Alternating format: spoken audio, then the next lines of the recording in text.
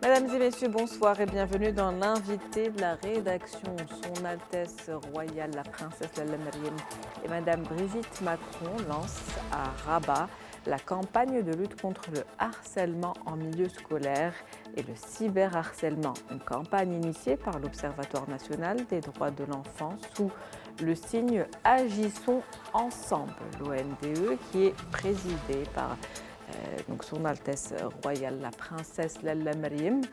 Lutte contre le harcèlement en milieu scolaire et cyberharcèlement, c'est le sujet de ce soir. Sous quelle forme se manifeste cet harcèlement scolaire? Quel impact sur les victimes? Comment peut-on le prévenir? On en parle donc ce soir avec Madame Ishraq Laoud. Vous êtes psychologue clinicienne, docteur en psychologie clinique et en psychanalyse. Bonsoir, c'est un plaisir de vous avoir avec nous. Bonsoir, merci de votre invitation. Alors, on va commencer par un peu de pédagogie. D'abord, qu'est-ce que le harcèlement scolaire et sous quel type de forme peut-il se manifester? Oui, alors il faut préciser une chose, c'est que le harcèlement, qu'il soit destiné à l'enfant ou l'adulte, il prend trois formes. Aujourd'hui, on parle de harcèlement sexuel, du harcèlement moral et du harcèlement numérique qu'on appelle le cyberharcèlement. Alors après, on a les lieux où ces types de harcèlement peuvent se manifester. Ils peuvent se manifester au travail, on parle du harcèlement au travail, il peut se manifester même en famille et il peut se manifester au sein de l'école. Et donc, dans ces lieux-là, nous pouvons rencontrer une ou deux ou les trois formes de harcèlement annoncées. D'accord, donc plusieurs types de formes, plusieurs formes de harcèlement, comme vous venez de le dire, dans plusieurs lieux, ça dépend du lieu. Quand on parle de harcèlement justement scolaire, c'est un enfant, donc on va dire, qui est plus ou moins livré à lui-même, il sort un petit peu de son cocon familial. Donc comment ces victimes réagissent-elles? Et souvent, elles sont silencieuses. À la maison, on ne détecte pas ce qui se passe à l'extérieur. Donc pourquoi ce silence, des fois, le choix de ce silence par les victimes? Alors, c'est important de souligner que l'enfant à tout âge, il pourrait être victime de harcèlement.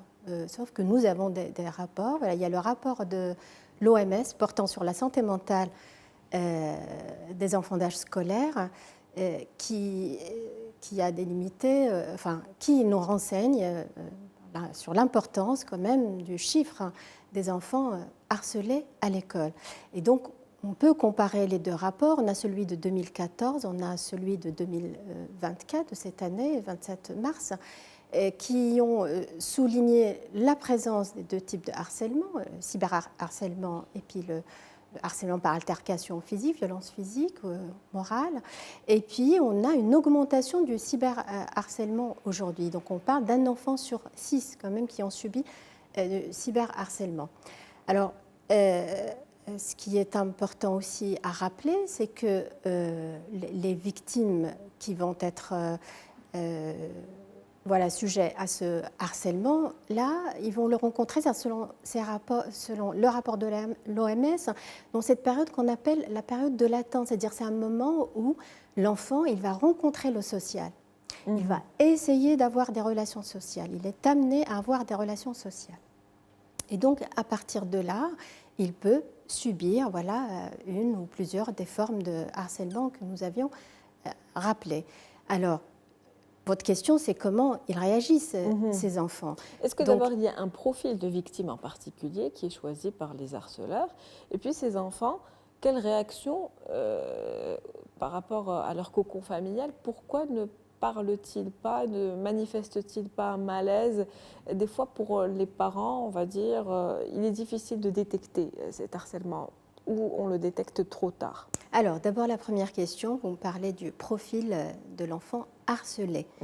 Alors, classiquement, on parle beaucoup de certains traits de caractère. La timidité, peut-être des enfants timides qui n'osent pas se défendre, peut-être des enfants juste trop gentils, qui sont trop dans la politesse et qui ne parviennent pas à penser que l'enfant, le semblable, il pourrait avoir un comportement agressif ou violent à leur égard. Il y a un élément très important qu'avait souligné quelques psychanalystes, c'est l'enfant préféré. Il peut être l'enfant préféré d'un parent ou l'enfant préféré de l'enseignant. Et à ce moment-là, il est agressé pas pour lui-même, mais parce qu'il est le préféré. L'enfant pourrait avoir des compétences particulières. Donc jalousé. Parfois. Donc, il est le premier de la classe ou il arrive à résoudre certains types de problèmes et voilà, ça pourrait attirer l'attention des autres.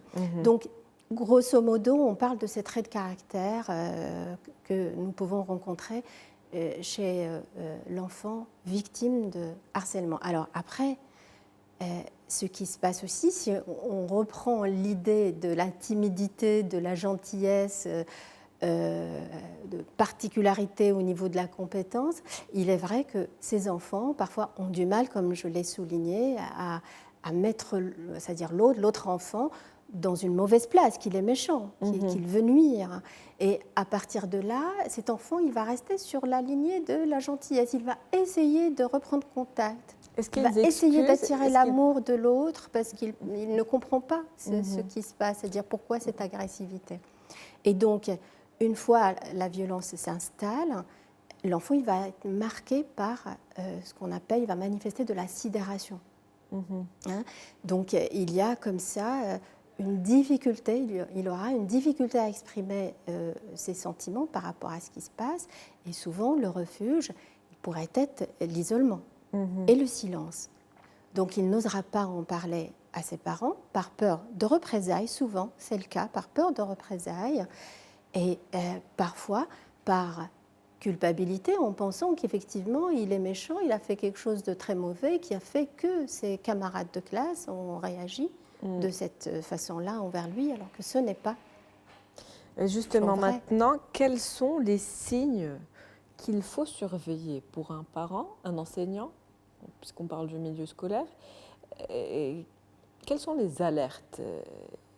Qu'est-ce qui devrait alerter parents et enseignants?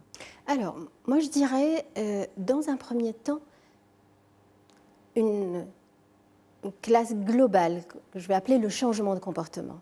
L'enfant va changer de comportement. Il n'était pas comme ça avant, va-t-on dire.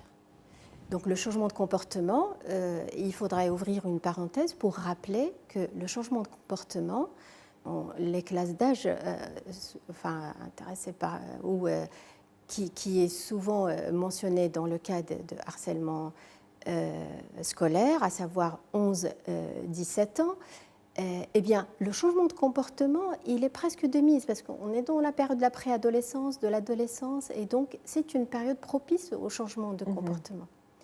Mais il y a changement et changement. Il y a un changement qui est lié à ce qu'on appelle le développement normal d'un enfant, d'un adolescent, et puis il y a un changement qui est lié à un incident négatif qui va marquer la vie de cet enfant. Comment dissocier ces deux changements, justement? Alors, c'est une bonne question. Donc, les deux changements, c'est-à-dire vont se baser sur des éléments quand même très fins que l'observateur devrait maîtriser, à savoir l'enseignant et la famille. Je donne un exemple. Il est connu qu'un adolescent, à un moment donné, il aimera bien s'isoler dans sa chambre. Et, sauf que dans ces moments d'isolement, il y aura d'autres moments de rencontre sociale. Il ira rencontrer son frère, sa sœur dans l'autre chambre, il ira parler à ses parents, etc. Peut-être, en cas de harcèlement scolaire, il n'y aurait pas ces petits détails qui marquaient le changement de comportement. Même s'il s'isolait dans sa chambre, on le voyait de temps en temps, il venait plaisanter avec nous, faire des blagues, etc. Ça ne va plus être le cas. Donc on peut voir aussi de la tristesse, on peut voir aussi un délaissement des loisirs, des activités qui plaisaient. On peut aussi rencontrer l'élément de baisse des résultats scolaires. Et justement, comment la famille doit réagir? Une fois, on va dire, qu'il y a détection de harcèlement, comment la famille et les institutions scolaires doivent-elles réagir pour accompagner cette victime de manière à ce qu'elle puisse se reprendre en main, pour qu'elle puisse reprendre confiance en elle et en les autres? Alors, il y a un élément important peut-être à rappeler. Au début, il n'y a pas de détection, il y a un doute. C'est-à-dire les enseignants comme les familles vont douter qu'il y a quelque chose qui ne va pas. Et peut-être là, je soulignerai un élément, entre parenthèses, par rapport à comment détecter. Il y a l'élément bouc émissaire, peut-être que j'ai oublié de mentionner dans le profil, c'est-à-dire vous avez ces enfants qui vont souvent, comme on dit voilà, dans le langage populaire, porter le chapeau d'une bêtise, d'un langage scolaire. Donc, en classe, le harceleur va lui jeter un bout de papier, une gomme, etc. Et ce jour-là, l'enfant victime va penser se défendre. Il va renvoyer l'objet qui lui a été jeté. Donc, à ce moment-là, l'enseignant était en train d'écrire sur le tableau. Au moment où il se retourne pour un rappel à l'ordre, demander du calme, il va voir le geste de l'enfant harcelé. Et donc, avec comme le harcèlement scolaire, ça s'installe et c'est sur la durée et il y a de la répétition. Donc, souvent, il va se retrouver dans cette situation-là, faisant de lui le créateur de problèmes. C'est lui qui crée le problème. Et donc là, la notion de bouc émissaire est très importante aussi à souligner dans la clinique du harcèlement scolaire. Et donc, pour reprendre votre question, je dirais qu'il y a un mot magique, c'est la parole. Amener l'enfant à parler, et pour qu'on l'amène à parler, il faut lui poser des questions. D'accord. Donc la communication. Il faut lui poser des questions. Malgré l'isolement. Malgré l'isolement, il faut trouver les moyens. Donc face à ces enfants. Il faut trouver les moyens pour le rassurer, parce que souvent c'est une question d'insécurité et de peur de représailles. Donc il faut le rassurer, le sécuriser, même avec tous les moyens dont on dispose, afin qu'il puisse s'exprimer sur ce qui lui arrive. Comment donc une victime ayant subi le harcèlement peut reprendre sa vie en main ? Alors, là, vous aviez annoncé l'initiative marocaine à travers l'événement d'hier. Et donc, ce que nous a laissé entendre l'événement d'hier, présidé par la princesse Lalla Meriem et Brigitte Macron, c'est qu'il y a quand même des choses très importantes qui sont mises en place. Il y a des dispositifs qui sont mis en place. Il faut que tout le monde sache que le Maroc, il est signataire de conventions internationales, et donc il y a des lois qui sont mises en place, il y a des dispositifs qui sont là mis en place, destinés et aux enseignants, et aux familles, et aux enfants. Donc n'oublions pas le numéro vert, 2511, très important, qui pourrait être utilisé et par les enfants, par leur famille et par les témoins. Il y a le dispositif du Parlement de l'enfant, très important. Il n'y a pas mieux que l'enfant qui pourrait sensibiliser un autre enfant sur les conséquences néfastes du harcèlement scolaire et qu'est-ce que c'est, comment faire.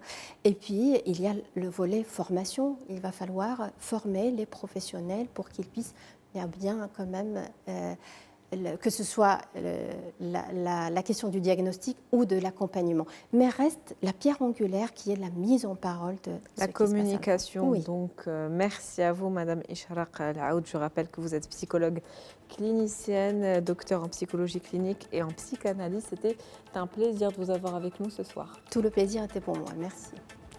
C'est la fin d'invité de la rédaction pour ce soir. Merci pour votre fidélité. On se retrouve demain avec un nouvel invité. Très bonne soirée.